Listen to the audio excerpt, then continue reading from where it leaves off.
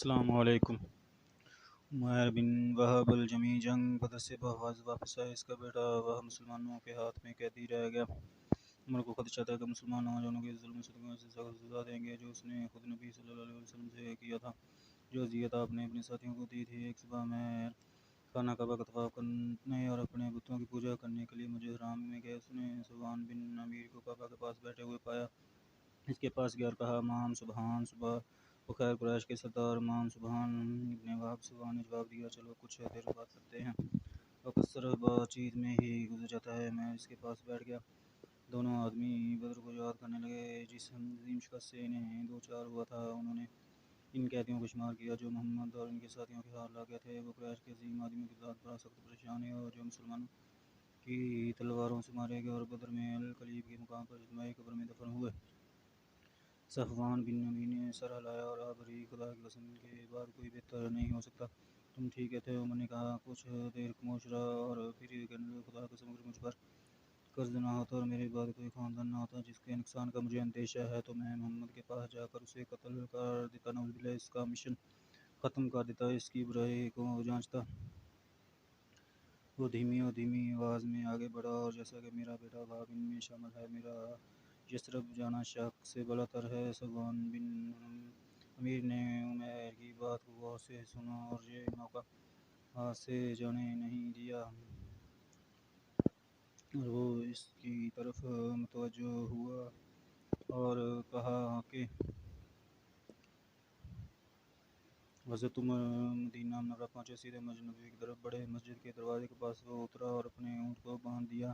اس وقت عمر رضی اللہ عنہ مسجد کے دروازے کے پاس چند صحابہ کے ساتھ بیٹھے بدر قیدیوں کی تعداد اور قریش کی ہلاکتوں کی یادیں تازہ کر رہے تھے۔ انہوں نے مسلمانوں، مہاجرین اور انصار دونوں کی طرف سے دکھائے گئے بہادری کے کارناموں کو بھی یاد کیا اور اس عظیم فتح پر خدا کا شکر ادا کیا۔ اس وقت عمر رضی اللہ عنہ نے مڑ کر دیکھا کہ عمیر بن وہب اپنے اونٹ سے اترے، تلوار اٹھائے مسجد کی طرف جا رہے ہیں۔ گھبرا کر وہ اچھل پڑا اور چلایا: یہ خدا کا دشمن عمیر بن وہب ہے، خدا کی قسم یہ صرف برائی کرنے آیا ہے۔ اس نے مکہ میں ہمارے خلاف مشرکین کی قیادت کی اور بدر سے کچھ دیر پہلے وہ ہمارے خلاف ہی کا جاسوس تھا۔ خدا کے رسول اس کے گرد کھڑے ہو جاؤ اور اسے خبردار کرو کہ یہ گندا غدار اس کے پیچھے ہے۔ عمر رضی اللہ عنہ خود جلدی سے نبی صلی اللہ علیہ وسلم کے پاس آئے اور کہا: یا رسول اللہ، یہ دشمنان خدا عمیر بن وہب اپنی تلوار چلاتے ہوئے آیا ہے۔ میں سمجھتا ہوں کہ وہ کسی برائی پر ہی اکتفا کر سکتا ہے، اسے اندر آنے دو۔ نبی صلی اللہ علیہ وسلم نے فرمایا۔ عمر رضی اللہ عنہ نے عمیر کے پاس جا کر اسے اپنے لباس کی سے پکڑا، اس کی تلوار کا پچھلا حصہ اس کی گردن پر دبایا اور اسے نبی کریم صلی اللہ علیہ وآلہ وسلم کے پاس لے گئے۔ جب رسول صلی اللہ علیہ وآلہ وسلم نے عمیر کو اس حالت میں دیکھا تو آپ صلی اللہ علیہ وآلہ وسلم عمر رضی اللہ عنہ سے فرمایا: اسے چھوڑ دو۔ پھر وہ عمیر کی طرف متوجہ ہوا اور کہا: قریب آؤ۔ عمیر قریب آیا اور کہا: ام سبا، جاہلیت کے دور میں عربوں کا سلام، خدا نے ہمیں اس سے بہتر سلام دیا ہے۔ عمیر، رسول صلی اللہ علیہ وآلہ وسلم نے فرمایا: خدا نے ہمیں سلامتی کا سلام دیا ہے، یہ جنت والوں کا سلام ہے۔ کس لیے آئے ہو؟ نبی جاری رکھا: میں یہاں اس امید پر آیا ہوں کہ آپ کے ہاتھ میں قیدی کو رہائی ملے گی، اس لیے براہ کرم مجھے بند کریں۔ اور یہ تلوار تمہارے گلے میں کس لیے ہے؟ نبی صلی اللہ علیہ وسلم سے سوال کیا: سچ بتاؤ عمیر، تم کس لیے آئے ہو؟ نبی صلی اللہ علیہ وآلہ وسلم نے کہا: میں صرف قیدی کو رہا کرنے آیا ہوں۔ عمر نے اصرار کیا: نہیں، آپ اور صفوان بن امیر کعبہ کے قریب بیٹھ کر اپنے ساتھیوں کو یاد کر رہے تھے جو القلب میں مدفون تھے۔ اور پھر آپ صلی اللہ علیہ وسلم نے فرمایا: اگر مجھ پر قرض نہ ہوتا اور نہ کوئی خاندان دیکھ بھال کرتا تو میں ضرور محمد کو کرنے نکلتا، نعوذ باللہ۔ صفوان نے آپ کا قرض لے لیا اور آپ کے مجھے قتل کرنے پر راضی ہونے کے بدلے میں آپ کے خاندان کی دیکھ بھال کرنے کا وعدہ کیا۔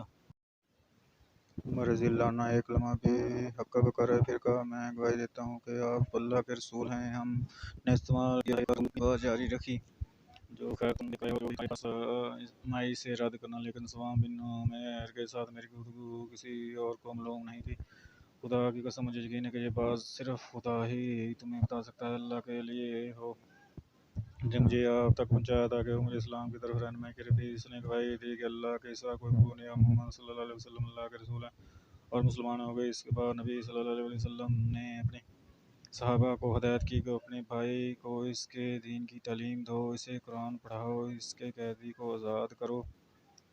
عمیر کے قبول اسلام پر مسلمان بہت خوش ہوئے، یہاں تک کہ عمر رضی اللہ عنہ جنہوں نے ایک بار ان کے بارے میں کہا تھا کہ مجھے عمیر بن وہب سے زیادہ خنزیر عزیز ہے، نبی صلی اللہ علیہ وسلم کے پاس آئے اور کہا آج وہ مجھے میری اپنی اولاد سے زیادہ پیارا ہے۔ اس کے بعد عمیر نے اسلام کے بارے میں اپنے علم میں اضافہ کرنے اور اپنے دل کو قرآن کی روشنی سے بھرنے میں زیادہ وقت صرف کیا۔ وہاں مدینہ میں اس نے اپنی زندگی کے سب سے پیارے اور امیر ترین ایام مکہ مکرمہ میں اس سے دور گزارے۔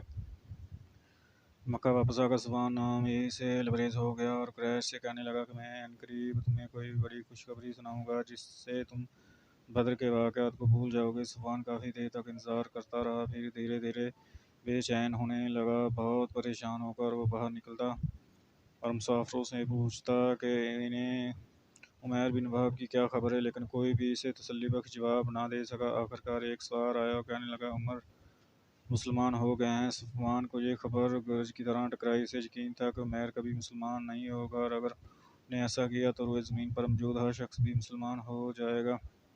انہوں نے کہا کہ میں اس سے کبھی بات نہیں کروں گا، نہ ہی اس کے لیے کچھ کروں گا۔ اس دوران عمر نے اپنے مذہب کی اچھی سمجھ حاصل کرنے کی کوشش جاری رکھی اور جو کچھ وہ خدا کے الفاظ کو یاد کر سکتے تھے اسے یاد کر لیا۔ جب اس نے محسوس کیا کہ اس نے ایک خاص حد تک اعتماد حاصل کر لیا ہے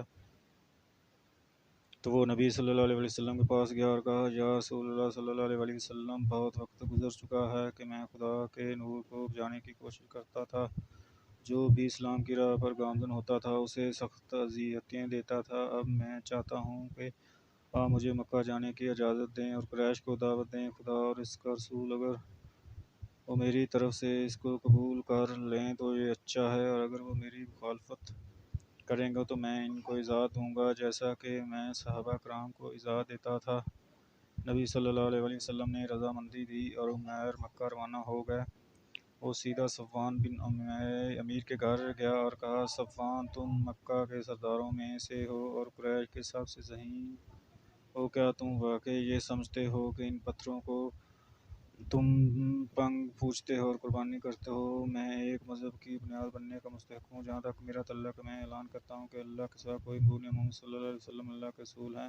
عمر کہا تو بہت سے مکہ والے مسلمان ہوئے لیکن صفوان نہیں ہوئے۔ بعض مکہ کی زیادتی کے دوران صفوان بن امیہ نے مسلم فوج سے بھاگنے کی کوشش کی، تاہم انہوں نے ان کے رسول اللہ صلی اللہ علیہ وسلم سے معافی حاصل کی اور پھر وہ مسلمان ہو گئے اور اسلام کی خدمت میں ممتاز ہو